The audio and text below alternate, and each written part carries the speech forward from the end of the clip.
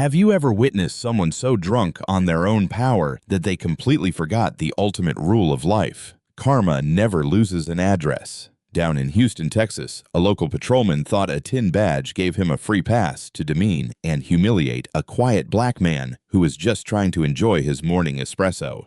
The officer wanted to make an example out of him. He wanted compliance, fear, and subservience. What he didn't realize was that the man he was unlawfully profiling wasn't just an average citizen. He was a senior FBI special agent working out of the Houston field office. The trap this arrogant officer blindly walked into would completely destroy his career before his shift was even finished. Stick around, because the hard justice in this story is absolute perfection.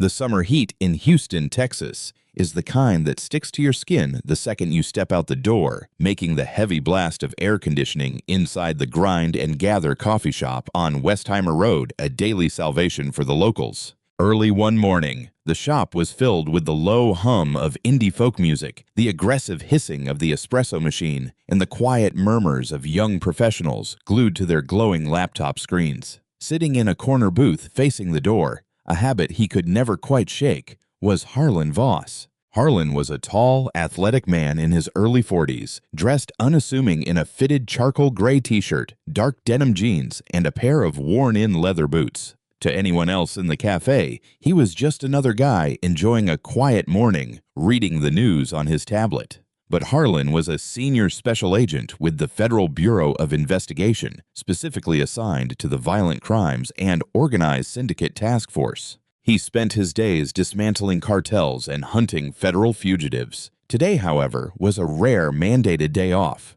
All he wanted was a black Americano and an hour of absolute peace. That peace was shattered when the heavy glass door of the coffee shop swung open violently, banging against the metal doorstop. In walked Officer Vance Corbin of the local precinct. Corbin was a man who wore his authority like a poorly tailored suit, too loud and desperately trying to command respect. His duty belt jingled obnoxiously with every heavy-booted step he took across the hardwood floor. He had a reputation in the Montrose district, and not a good one. Corbin was known among the locals as a bully with a badge, a guy who compensated for his deep-seated insecurities by throwing his weight around with citizens who couldn't fight back. Corbin bypassed the line of 3 people waiting to order, marching directly to the counter. Chloe, a young barista with bright pink hair, visibly tensed as he approached. "Morning, Chloe," Corbin barked, leaning heavily on the glass pastry case, his knuckles turning white. "Large dark roast, black, and grab me one of those bear claws." "I didn't offer to pay." He never did. Chloe swallowed hard, nodding quickly as she rushed to fill his courtesy order. As Corbin waited, he hooked his thumbs into his heavy leather duty belt and turned around, scanning the coffee shop with narrowed, suspicious eyes. He wasn't looking for crime. He was looking for a target. He liked to make his presence known. He liked making people uncomfortable. His eyes swept past the college students, past a middle-aged white businessman typing furiously, and landed squarely on Harlan in the corner booth. Harlan didn't look up from his tablet. He had sensed the officer's entrance, noted the heavy footsteps, and instantly categorized the man as a non-threat, but an annoyance. He took a slow sip of his Americano. Corbin's jaw tightened. In his twisted, power-hungry mind, a black man sitting alone in a predominantly affluent, gentrified neighborhood cafe, dressed casually on an ordinary morning, was an anomaly that required his immediate intervention. Corbin grabbed his coffee and pastry from a trembling Chloe without a word of thanks, and instead of heading for the door, he began a slow, deliberate march toward Harlan's corner. Harlan felt the shift in the room's energy before Corbin even spoke. The rhythmic tapping of laptop keyboards slowed down. The hushed conversations faded into an uncomfortable silence. The predatory intent rolling off the officer was practically radiating through the chill of the air conditioning. Corbin stopped right at the edge of Harlan's small, circular wooden table. He stood uncomfortably close, deliberately looming over the seated man. Harlan calmly finished the paragraph he was reading, locked his tablet, and finally looked up. His expression was completely unreadable. "Can I help you, officer?" Harlan asked. His voice was deep, smooth, and perfectly steady. Corbin took a loud slurp of his free coffee, smacking his lips. "Just doing a little community policing," Corbin said, his tone dripping with condescension. You live around here, buddy?" "I don't see how that's any of your concern," Harlan replied politely but firmly. He didn't break eye contact. Corbin bristled. He wasn't used to people, especially minorities in this district, looking him dead in the eye and casually dismissing him. He expected stammering. He expected fear. "It becomes my concern when we've had reports of suspicious individuals loitering in local businesses," Corbin lied effortlessly, a practiced smirk playing on his lips. "You've been sitting here a while. You waiting for someone? Or just scoping the place out?"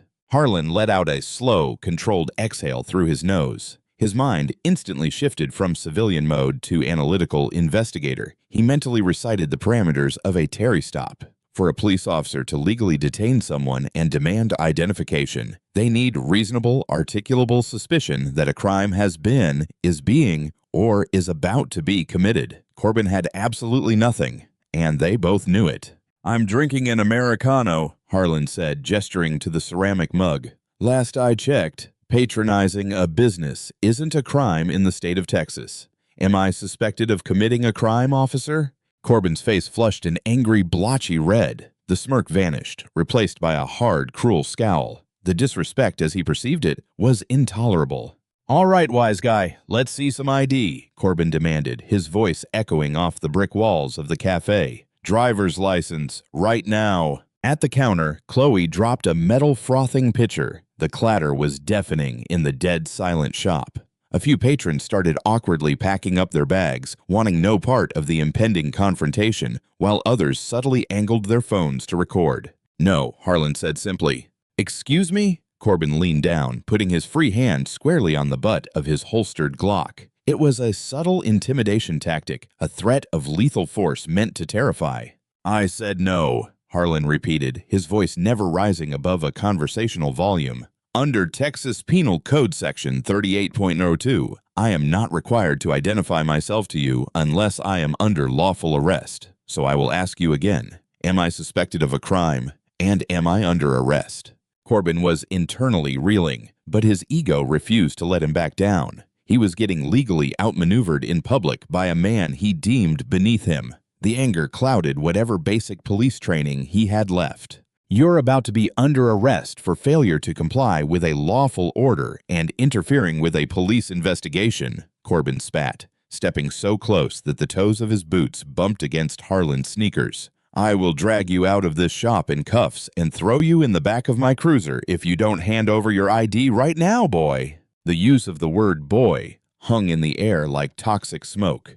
It was intentional, a racial microaggression designed to demean and provoke. Corbin wanted Harlan to get angry. He wanted Harlan to stand up, raise his voice, or make a sudden movement so he could justify a physical takedown. Harlan, however, was a man who routinely negotiated with armed hostage takers and interrogated hardened cartel sicarios. A racist beat cop having a fragile ego trip wasn't going to make him lose his cool. Instead, Harlan saw an opportunity. Officer Vance Corbin was actively demonstrating a gross deprivation of civil rights under color of law. Harlan decided right then and there to let Corbin dig his own grave as deep as he possibly could. "Officer," Harlan said, his voice dropping an octave, radiating a sudden, chilling authority that made Corbin involuntarily blink. "I strongly suggest you take a step back and think about the legal ramifications of what you are doing. You are initiating an unlawful detention based on racial profiling." "I don't give a damn about your imaginary rights," Corbin snarled, totally unhinged by the public defiance. He slammed his coffee cup down on Harlan's table. Brown liquid splashed over the rim, soaking into the edge of Harlan's gray t-shirt. A collective gasp echoed from the onlookers. William, the cafe manager, finally emerged from the back office, his eyes wide as he rushed forward. "Officer, please, this man is a regular here. He's not causing any trouble." "Back off, William," Corbin barked without looking away from Harlan. "This is official police business. Interfere and you're going to county jail with him." Corbin turned his attention back to Harlan, unclipping the leather retention strap on his taser. "Last warning. Stand up and put your hands behind your back. You're being detained." Harlan slowly wiped the spilled coffee off his tablet with a napkin. He deliberately took his time, conveying a total lack of fear that infuriated the officer further. Then, smoothly and without sudden movements, Harlan stood up, At 6'2", Harlan was 2 inches taller than Corbin and significantly broader in the shoulders. For a fraction of a second, a flicker of genuine apprehension crossed Corbin's eyes as he realized the physical disparity. But Corbin had a badge, and in his mind, that made him a god. "Turn around," Corbin commanded, his hand gripping the yellow plastic of his taser.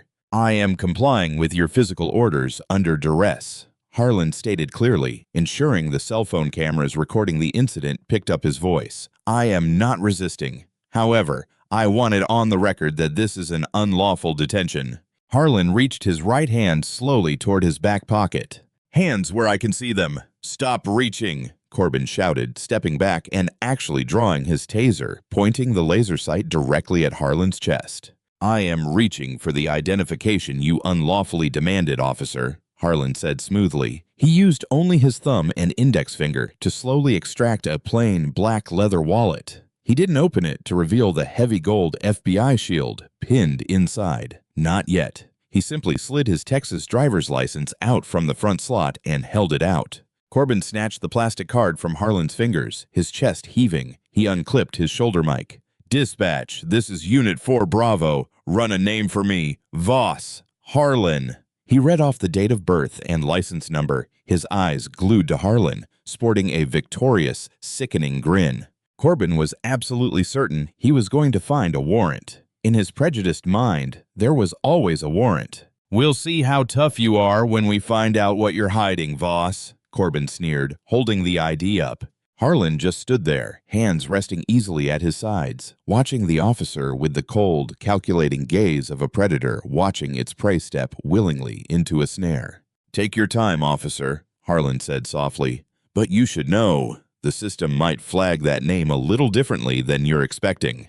The heavy silence inside the grind and gather was punctuated only by the static hiss of Officer Corbin's shoulder-mounted radio. Corbin stood with his weight shifted onto his back foot, the taser still gripped firmly in his right hand, the red laser dot dancing erratically on Harlan's chest due to the officer's own adrenaline-fueled tremors. Corbin wore a smile of absolute unearned triumph. He had his suspect, he had his compliance. Now he just needed the system to validate his prejudice. Miles away, in the dim, climate-controlled bunker of the Houston Police Department's Central Dispatch Center, a veteran dispatcher named Brenda typed Harlan's information into the Texas Crime Information Center and the National Crime Information Center databases. She hit the return key, fully expecting the routine readout of traffic tickets or perhaps a clean record. Instead, her primary monitor instantly locked. The screen flashed a high-contrast, pulsating yellow and black border. A Tier 1 federal alert banner overrode her interface. Restricted information.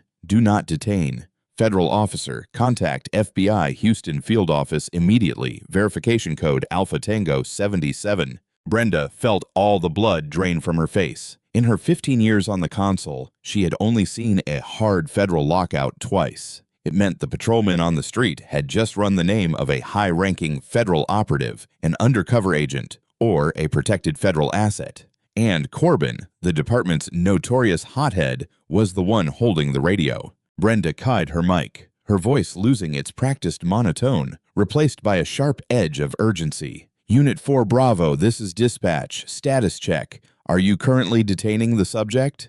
The radio crackled on Corbin's shoulder. He pressed the button, his eyes never leaving Harlan. "Affirmative, dispatch. Subject is uncooperative, waiting on that warrant check so I can slap the cuffs on him." Harlan raised a single eyebrow, his demeanor remaining incredibly still. "Uncooperative," he echoed quietly. "That's an interesting interpretation for your official report." Back at dispatch, Brenda frantically flagged down her shift supervisor, pointing at the locked screen. The supervisor took one look, went pale, and grabbed the red emergency phone that connected directly to the FBI Houston field office, located at 1 Justice Park Drive. Brenda keyed her mic again. "Unit 4 Bravo, step away from the subject. I repeat, step away from the subject immediately. Do not detain. Break." Supervisor 4-1, roll to 4 Bravo's location. Code 3, priority emergency. The order echoed loudly in the coffee shop. The patrons, still recording with their smartphones, exchanged bewildered looks. Corbin frowned, clearly confused. This wasn't the script. "Dispatch, 4 Bravo, repeat. Did you find a warrant or not?" I have a hostile suspect here. Negative, 4 Bravo. You do not have a hostile suspect. You have a hard federal lockout. Stand down immediately. HPD Captain Elias Crow is en route to your location. Do not initiate physical contact. Corbin froze. The words federal lockout and Captain Crow hit him like a physical blow to the stomach. His brain struggled to process the information. He looked at the tall, calm black man standing in front of him. The taser in his hand suddenly felt like a live grenade. "What did you do?" Corbin whispered harshly, his bravado instantly crumbling into panicked confusion. "Did you hack the system? Who the hell are you?" The heavy, suffocating silence inside the grind and gather was absolute, broken only by the erratic, ragged sound of Officer Vance Corbin's own breathing. The red laser dot from his drawn taser was still dancing wildly across the center of Harlan's charcoal gray t-shirt, a glaring visual indicator of the patrolman's skyrocketing heart rate and trembling hands. The dispatch radio order to stand down and the incoming arrival of his own captain echoed in Corbin's ears like a death knell, but his brain stubbornly refused to process the reality of his massive, fatal mistake. Harlan Voss let out a slow, deeply tired sigh. He had given the officer every possible legal out. He had offered multiple off-ramps to de-escalate the situation, but Corbin had chosen the path of maximum aggression, driven entirely by his own unchecked racial bias and fragile ego. The trap had firmly snapped shut. "I didn't hack the system, Vance," Harlan said, his voice dropping the formal officer title entirely. The casual, authoritative use of his first name hit Corbin like a physical slap to the face. The patrolman flinched, his boots squeaking against the polished hardwood floor. "I explicitly warned you about the severe legal ramifications of initiating a Terry stop without reasonable, articulable suspicion," Harlan continued, his voice perfectly level, possessing the cold, lethal calm of a man who interrogated cartel sicarios for a living. "I warned you about how the federal database might flag my name. But you were far too busy trying to publicly humiliate me to actually listen to reason."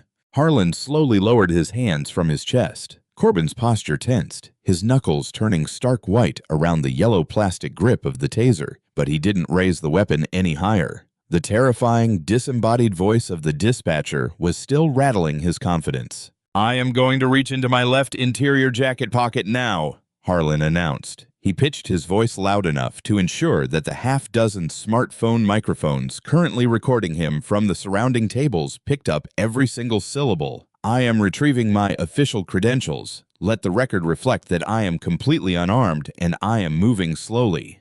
Corbin swallowed hard, his throat clicking audibly in the quiet shop. He was completely paralyzed. He wanted to shout a command to regain the tactical dominance he thought he possessed just moments ago. But a sudden, sickening dread anchored his boots to the floor. He could only watch, eyes wide and unblinking, as Harlan reached inside the breast pocket of his dark denim jacket. Harlan extracted a second, slightly thicker black leather wallet. He didn't rush. He used only his thumb and index finger, showcasing a deliberate lack of threat. Then, with a crisp, practiced flick of his wrist, the leather wallet fell open. The morning sunlight streaming through the coffee shop's front windows caught the unmistakable heavy gleam of a solid gold eagle-topped shield. Mounted directly below it was a rigid, tamper-proof Department of Justice identification card. It bore Harlan's stern photograph, the official blue and gold seal of the Federal Bureau of Investigation, and his high-ranking operational title. "Harlan Voss," he stated, his voice cutting through the humid air of the shop like a serrated scalpel. "Senior Special Agent, Federal Bureau of Investigation, Houston Field Office, Primary Supervisor of the Violent Crimes and Organized Syndicate Task Force." The psychological impact on Officer Vance Corbin was instantaneous and absolutely devastating. He literally stumbled backward, his heavy-duty belt jingling pitifully as he desperately tried to catch his balance. His mouth fell open, jaw slack, but no sound managed to escape his vocal cords. The aggressive, blotchy, red flush of anger that had colored his face completely vanished, instantly replaced by a chalky, sickly, translucent white. You're, Corbin finally stammered, his voice cracking into a high, pathetic whisper. The crushing realization crashed down upon him with the unstoppable weight of a runaway freight train. He hadn't just harassed a random civilian. He had unlawfully detained, racially profiled, and threatened to tase a senior FBI agent in a room full of recording witnesses.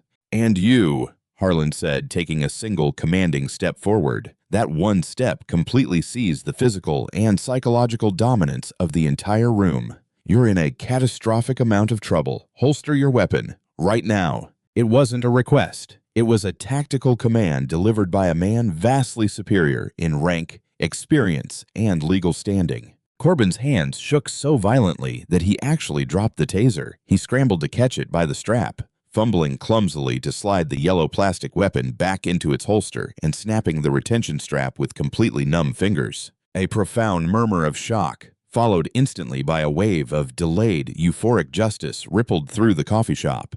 A college student in the back booth let out a sharp, incredulous laugh that pierced the tension. Chloe, the pink-haired barista who had been cowering behind the pastry case, covered her mouth with both hands, genuine tears of relief welling in her eyes. The oppressive, toxic fear that Corbin had dragged into the room evaporated entirely, instantly replaced by the electric, undeniable charge of impending karma. Agent Voss, sir, I didn't know," Corbin whined, stepping back again, shrinking into himself. It was the desperate, pathetic defense of a cornered bully. "I swear to God, I thought you just fit the description of a—" "Stop talking," Harlan interrupted coldly, his eyes narrowing into a deadly glare. "Anything you say right now is simply adding to the federal civil rights violation you have actively committed on high-definition video. You didn't have a suspect description. You had a prejudice. And unfortunately for you, Vance, you picked the absolute wrong man to practice it on."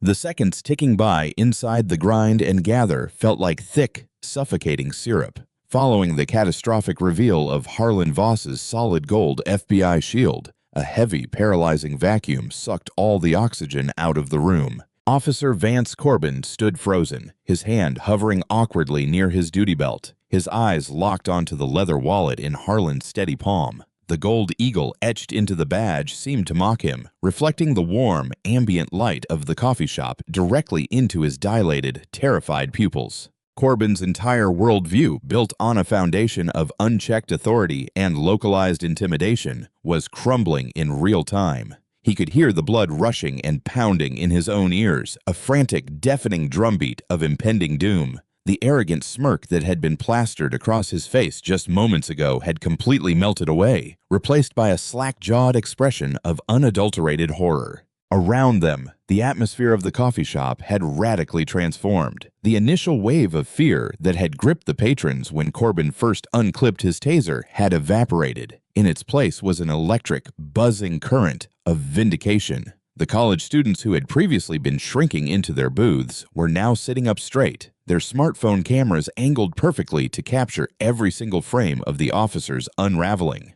They were no longer bystanders to a potential tragedy. They were front-row witnesses to a spectacular career-ending downfall. Harlan did not move. He did not boast. He simply maintained his ground, exuding the calm, lethal professionalism of a man who had stared down cartel bosses and international fugitives. To Harlan, Corbin was not a threat. He was a profound disappointment to the badge he wore. Corbin stammered, his voice trembling so violently it barely registered as human speech. He took a small, unsteady step backward, his boots squeaking pathetically against the polished hardwood floor. "Agent Voss, sir. I had no idea. You fit a description." "Do not insult my intelligence, Vance," Harlan replied. His voice was not loud, but it possessed a sharp, cutting edge that sliced effortlessly through the quiet murmur of the room. "You and I both know there is no description. There was no radio call. There was no dispatch alert regarding a suspect matching my physical appearance in this area. You walked into this establishment. You identified a target based solely on your own deep-seated racial biases. And you attempted to leverage the power of the state to humiliate me. You manufactured a scenario to feed your own ego. And you did it while armed. It's Israel." Corbin visibly winced, as if struck physically by the words. He opened his mouth to formulate another pathetic excuse, to somehow walk back the monumental mistake he had just made, but the distant rising wail of police sirens cut him off. The sound started as a faint, high-pitched scream cutting through the humid Houston morning air, rapidly multiplying and growing exponentially louder with each passing second. The wail was not the standard casual siren of a passing patrol car. It was the frantic, overlapping chorus of multiple units running Code 3, lights, sirens, and maximum speed, responding to an officer-involved critical emergency. Through the large floor-to-ceiling glass windows of the coffee shop, the morning sunlight was suddenly fractured by aggressive, rhythmic strobes of harsh red and blue. Two massive Houston Police Department cruisers jumped the curb, their heavy tires screeching against the concrete as they slammed to a halt at jarring, chaotic angles just inches from the front entrance. A split second later, a sleek, unmarked black Chevy Tahoe roared into the parking lot, completely blocking in the cruisers. The heavy glass door of the Grind and Gather was violently yanked open. Captain Elias Crow stormed into the building. Crow was a 25-year veteran of the force, a man whose sharply creased uniform and military-style buzz cut matched his rigid, no-nonsense reputation. His face was flushed crimson with absolute fury. Flanking him were two massive, heavily armored patrol sergeants, their hands resting cautiously on their duty belts as they scanned the room for a threat. Directly behind the HPD personnel was Donovan Pierce, the special agent in charge of the Houston FBI field office. Pierce, dressed in a perfectly tailored navy blue suit, possessed an aura of absolute, unyielding federal authority. His eyes immediately locked onto Harlan, performing a rapid, silent visual assessment to confirm his senior agent was unharmed. The arrival of the high-ranking brass hit Corbin like a physical blow to the sternum. The remaining color drained from his face, leaving him a sickly, translucent gray. His knees actually buckled slightly, forcing him to grab the edge of Harlan's table to keep from collapsing onto the floor. "Captain Crow, sir," Corbin gasped, his voice cracking into a high, desperate whine as he desperately tried to snap to a semblance of attention. "Sir, I can explain everything. It's a massive misunderstanding. The the gentleman—" "Shut your damn mouth, Corbin!" Captain Crow roared, his voice booming off the exposed brick walls with enough force to rattle the espresso cups on the counter. He didn't even look at the trembling patrolman. Crow bypassed Corbin entirely, his heavy boots marching directly toward the corner booth. Captain Crow stopped in front of Harlan, his eyes darting to the puddle of spilled coffee dripping off the edge of the table, then to the unclipped retention strap on Corbin's taser holster, and finally to the gold federal shield still resting openly in Harlan's hand. The captain let out a long, heavy exhale, the righteous anger in his chest momentarily giving way to profound institutional embarrassment. "Agent Voss," Captain Crow said, his tone shifting instantly from fury to deep professional respect. He extended a firm right hand. "I am Captain Elias Crow, commanding officer of this district. I cannot begin to express how profoundly sorry I am for what has transpired here this morning. Are you injured in any way?" "I am perfectly fine, Captain Crow," Harlan replied, slipping his badge back into his breast pocket and accepting the handshake, "though I cannot say the same for my shirt, or the constitutional rights of the citizens your officer is supposed to be protecting." He initiated an unlawful detention under threat of lethal force entirely without probable cause or articulable suspicion. Sassy Donovan Pierce stepped forward, his polished dress shoes clicking sharply against the floorboards. He crossed his arms over his chest, his gaze shifting to Corbin. The look in the FBI director's eyes was cold enough to freeze nitrogen. "Captain Crow," Pierce began, his voice dangerously quiet, carrying the heavy, crushing weight of the federal government. "We received a Tier 1 lockout alert at dispatch. My senior task force supervisor was actively detained by a beat cop who, according to the audio feed we pulled from dispatch, claimed he had a hostile, uncooperative suspect. Care to explain to me how a man drinking a cup of coffee off-duty constitutes a hostile threat to the city of Houston?" Corbin began to hyperventilate. The air in his lungs felt like broken glass. He looked wildly between his captain and the FBI director. "Sir, I was conducting proactive community policing. We've had complaints of loitering. I asked for his identification, and he refused a lawful order. I was following standard operating procedure for an uncooperative subject." "He's a liar!" The shout came from the counter. Chloe, the barista with the pink hair, had stepped out from behind the espresso machine. Her hands were shaking, but her voice was loud and fiercely determined. "He came in here. He demanded free food like he always does, and then he marched straight over to this man for absolutely no reason. He called him boy. He pulled his taser on him. We all have it on video. A chorus of agreement erupted from the patrons. Several people held up their phones, the screens glowing brightly, showcasing the raw, undeniable digital evidence of Corbin's blatant abuse of power. Captain Crow closed his eyes for a brief second, pinching the bridge of his nose as the sheer magnitude of the liability crashing down upon his department became fully apparent. He turned slowly on his heel to face Corbin. Proactive community policing, Crow repeated, the words dripping with absolute venom. You arrogant, stupid son of a...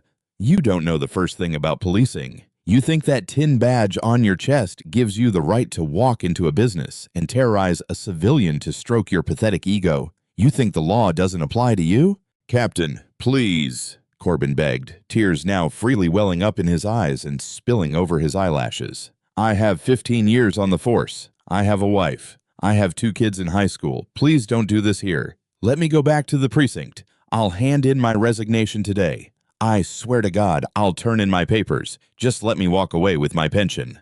Your pension, Stacey Pierce interrupted, letting out a dark, humorless scoff. Officer Corbin, you are standing here worried about your retirement funds when you should be worried about retaining a federal defense attorney. You didn't just violate department policy today. You actively engaged in a deprivation of rights under color of law. That is a direct violation of Title 18, United States Code, Section 242. It is a federal felony. Corbin gasped, his hand flying to his chest as if he had been shot. A felony? No. It was just a traffic stop, a pedestrian stop. You can't ruin my life over a mistake. You ruined your own life the second you decided your personal prejudices superseded the United States Constitution, Harlan interjected quietly, his voice carrying the finality of a judge's gavel. You chose this. Captain Crow had heard enough. The disgust radiating from him was palpable. He looked at the 2 massive patrol sergeants standing at the door. Sergeants, step forward, Crow commanded. The 2 heavily armored men marched across the coffee shop, flanking Corbin on either side. Corbin shrank between them, looking incredibly small and frail. Officer Vance Corbin, Captain Crow stated loudly, ensuring every camera in the room captured the official administrative action. Due to your egregious documented actions today, including the unlawful detention of a federal agent, the attempted false arrest of a citizen, and the unauthorized threat of lethal force, you are hereby stripped of all police powers. You are relieved of duty effective this exact second. Captain, please. Corbin sobbed openly now, his shoulders heaving. Sergeant, strip him, Crow ordered, completely ignoring the plea. The public dismantling was swift, methodical, and utterly humiliating. The first sergeant reached out and aggressively unclipped the radio microphone from Corbin's shoulder epaulet, severing his connection to dispatch. The second sergeant moved behind him, unbuckling the heavy leather duty belt that held Corbin's entire arsenal of intimidation. The belt, heavy with the loaded Glock 19, the spare magazines, the handcuffs, the pepper spray, and the yellow taser, dropped away, leaving Corbin looking bizarrely disproportionate and stripped of all his manufactured menace. Finally, Captain Crow stepped directly into Corbin's personal space. With a swift, sharp yank, Crow ripped the silver Houston Police Department badge straight off the fabric of Corbin's uniform shirt. The metal pin tore a small hole in the blue polyester. Corbin stood trembling, completely disarmed, defrocked, and ruined in the center of the very room he had tried to conquer just a short while prior. You will be placed in the back of my cruiser, Captain Crow said, his voice dropping to a harsh, private whisper meant only for Corbin. You will be transported directly to Internal Affairs. You will not speak. You will not make a phone call until you are in an interrogation room. And you will pray to whatever God you believe in that the federal government offers you a plea deal, because I will personally ensure you never wear a uniform in this state again. Crow stepped back, turning to the sergeants. Get him out of my sight. The sergeants grabbed Corbin by his upper arms, turning him roughly toward the door. As he was marched past the counter, past the glowing screens of the recording smartphones, and past the steady, unblinking gaze of FBI agent Harlan Voss, Vance Corbin hung his head, openly weeping as the crushing, inescapable weight of his own karma finally brought him to his knees. The silence inside the grind and gather was absolute as the two heavily armored sergeants marched Vance Corbin toward the front door. The heavy glass door, the very same one that Corbin had thrown open with such violent, arrogant entitlement just a short while prior, was now unceremoniously shoved open for him.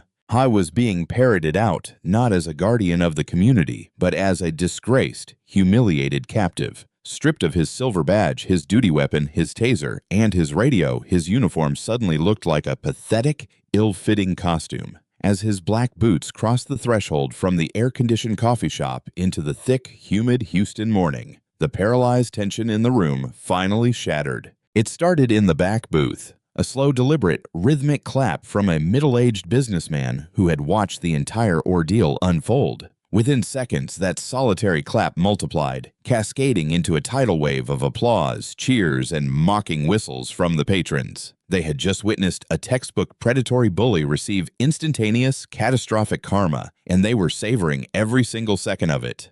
People pressed against the large glass windows, holding their smartphones high against the panes, ensuring every agonizing step of Corbin's defeated retreat was captured in high definition. The flashing red and blue strobe lights of the HPD cruisers washed over his pale, tear-stained face, highlighting his absolute ruin for the digital world to see. A sergeant placed a heavy hand on the top of Corbin's head, pushing him down and shoving him roughly into the cramped, plastic-lined back seat of Captain Crow's vehicle. The heavy door slammed shut with a metallic, echoing thud that sounded distinctly like the closing of a coffin lid on his career. Back inside the coffee shop, the atmosphere was euphoric, charged with the electric thrill of witnessed justice. Harlan Vost, however, remained a portrait of composed professional stoicism. He picked up a fresh, dry napkin and calmly dabbed the last remaining droplets of spilled Americano from the edge of his tablet. He slid his solid gold FBI shield securely back into the interior pocket of his denim jacket. He looked over at the counter. Chloe, the bright-haired barista, was leaning against the espresso machine, her hands covering her mouth, her chest heaving as she tried to process the adrenaline spike. William, the cafe manager, was standing beside her, looking equally shell-shocked. Harlan walked over to the counter, pulling his leather wallet from his back pocket. He extracted a crisp, newly minted $50 bill and dropped it gently into the glass tip jar. "Keep the change, Chloe." "And William, I apologize for the disruption to your morning rush," Harlan said, his voice returning to the warm, smooth baritone that had initially greeted the day. He reached into his pocket and placed a pristine white business card on the countertop. The card bore the seal of the Department of Justice. When HPD Internal Affairs and the FBI Office of Professional Responsibility come by to collect your official statements and the security footage, they might try to rush you. If anyone gives you a hard time, or if you feel intimidated in any way, you call the direct cell number on the back of that card. It rings straight to my desk. Chloe wiped a stray tear of relief from her cheek and managed a massive, radiant smile. Thank you so much, Agent Voss. He's been terrorizing people in this neighborhood for months. Nobody ever stood up to him." "Bullies only thrive in the dark, Chloe," Harlan replied softly. "Today, somebody finally turned on the lights." But the devastating karma for Vance Corbin did not end at the curb of Westheimer Road. In fact, his nightmare was only just beginning to unfold. A short while later, the crushing reality of his situation set in. Corbin was sitting in a sterile, windowless interrogation room deep within the bowels of the Houston Police Department's Internal Affairs Division. The room was freezing, the air conditioning blasting relentlessly from an overhead vent, making the sweat on Corbin's skin turn icy cold. He sat in a hard metal chair bolted to the floor, staring blankly at the scarred surface of the table. I was still wearing his defrocked uniform, a glaring reminder of everything he had just lost. The heavy steel door clicked open. Captain Elias Crow marched in, followed closely by FBI Special Agent in charge, Donovan Pierce. Neither man carried a notepad. They didn't need one. Pierce, moving with terrifying, calculated precision, tossed a massive 4-inch thick manila folder onto the center of the metal table. The resulting slap echoed like a gunshot in the tiny room. "You didn't just step on a landmine this morning, Corbin," Special Agent Pierce said, his voice deadly quiet, completely devoid of any professional courtesy. You took a running leap and jumped on it with both feet." Corbin flinched, pulling his arms inward, trying to make himself as small as possible. He looked up, his eyes bloodshot and pleading. "Captain Crow, please. I'm begging you. I'll resign right now. I'll sign whatever paperwork you want. I'll surrender my state certification. Just let me walk away. I have a mortgage. My pension." Captain Crow let out a harsh, barking laugh that held absolutely zero humor. He leaned over the table, placing his knuckles flat on the metal surface, getting inches from Corbin's face. "Resign," Crow spat, his breath hot with fury. "You don't get the luxury of a quiet resignation, Vance. You are being fired with extreme prejudice. But honestly, your employment status is the absolute least of your problems right now. Open the folder." Corbin's hands shook violently as he reached out and flipped open the heavy manila cover. Inside were hundreds of pages of transcripts, printed dispatch logs, and stills from body-worn cameras. "While you were sitting in this room feeling sorry for yourself," Pierce explained, pacing slowly behind Corbin's chair, "I had 6 federal analysts cross-referencing your badge number with dispatch records and body cam uploads from the last several years. You have a documented, undeniable, and systematic pattern of targeting minority citizens in affluent neighborhoods. You frequently forget to turn on your microphone. You artificially escalate routine encounters. You manufacture probable cause out of thin air to justify unconstitutional searches." Sorry. Corbin buried his face in his hands, a low, guttural sob tearing from his throat. The walls were rapidly closing in. "It wasn't like that. It's a tough district. I was just doing my job." "Your job is not to be a tyrant," Crow interrupted sharply. "District Attorney Clifford Grange is reviewing your personnel file as we speak. Because of your actions today, every single arrest you've made, every citation you've issued, and every piece of evidence you've ever collected in the last 3 years is now legally compromised. Defense attorneys across Harris County are already drafting emergency motions to overturn convictions based on your documented history of racial profiling and perjury. You are going to cost the city of Houston millions of dollars in civil rights settlements." "Oh, sorry." Pierce stopped pacing and leaned in close to Corbin's ear. "This is no longer an administrative issue, Vance. This is a federal criminal investigation.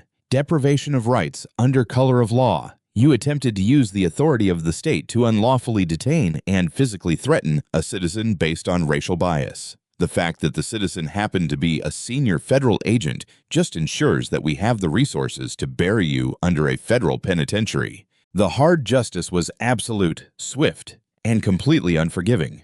Within a couple of days, the digital fallout was catastrophic. The high-definition videos recorded by the patrons of the Grind and Gather exploded across social media. The footage of Corbin threatening Harlan, followed by the spectacular reveal of the FBI shield and Corbin's subsequent disarming, was broadcast on every major national news network. Corbin became the most despised man in Texas overnight, a poster child for unchecked police arrogance and the spectacular reality of instant karma. The following afternoon, the Houston police chief stood shoulder to shoulder with SAC Pierce at a joint press conference, publicly announcing Corbin's termination and the launch of a sweeping federal civil rights probe into his past conduct. 2 weeks later, the Department of Justice formally handed down a grand jury indictment. Early one morning, on the same day of the week Corbin had tried to ruin Harlan's morning, karma knocked on his front door, but it didn't knock politely. A heavily armored FBI SWAT Bearcat rolled onto the manicured lawn of Corbin's suburban home.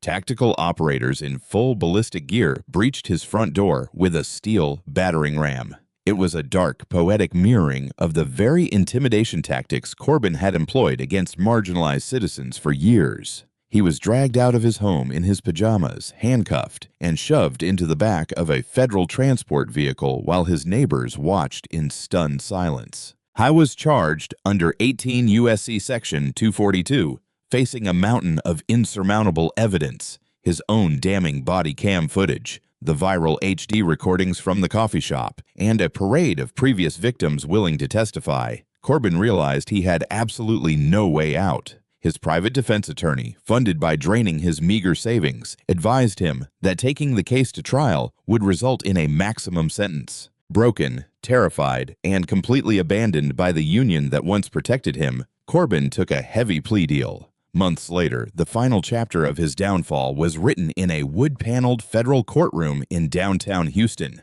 Vance Corbin stood before United States District Judge Elias Thorne. He was no longer the arrogant, puffed-up patrolman with a heavy-duty belt. He wore a bright, shapeless orange jumpsuit. His wrists were locked in heavy iron handcuffs attached to a belly chain, and his ankles shuffled in steel shackles. He looked entirely defeated, his hair thinning, his posture slumped. Judge Thorne peered over his reading glasses, his expression one of profound disgust. "Mr. Corbin," the judge's voice echoed through the silent gallery, "you were entrusted with a badge, a firearm, and the profound authority to protect the public. Instead, you used that sacred trust as a weapon to terrorize those you deemed beneath you. You operated under the delusion that your uniform made you untouchable. You are a stain on the honorable profession of law enforcement, and your actions have deeply fractured the public's trust."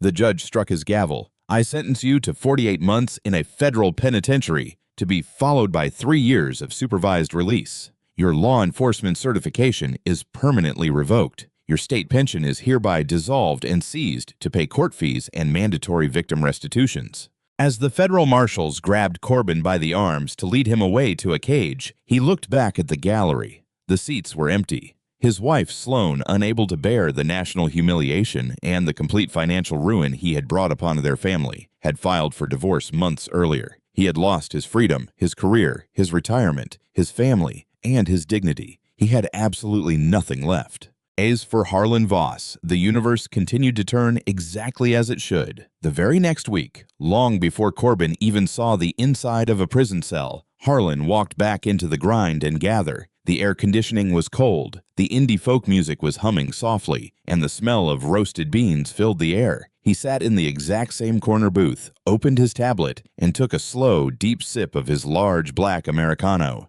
The system had worked, but only because a man who knew his rights refused to bow down to a tyrant. It was going to be a peaceful, quiet morning. What you just heard isn't merely a dramatic story. It's a stark, powerful reminder that the abuse of power always carries a heavy, inevitable price. When arrogant individuals believe a badge grants them the authority to trample on civil liberties and act on deep-seated prejudice, they forget the most important rule of the universe. Karma never loses an address, and justice has a way of violently balancing the scales. Officer Corbin thought he had found an easy target to stroke his fragile ego, but instead, he triggered his own absolute destruction, losing his freedom, his career, his family, and his reputation in the blink of an eye. The universe does not tolerate bullies. If you felt the incredible satisfaction of this hard-hitting justice and want to hear more jaw-dropping, real-life stories of immediate karma and the absolute triumph of truth, hit that like button right now. Share this video with anyone who needs a powerful reminder that no one is above the law, and don't forget to subscribe to the channel for more gripping, undeniable karma every single week.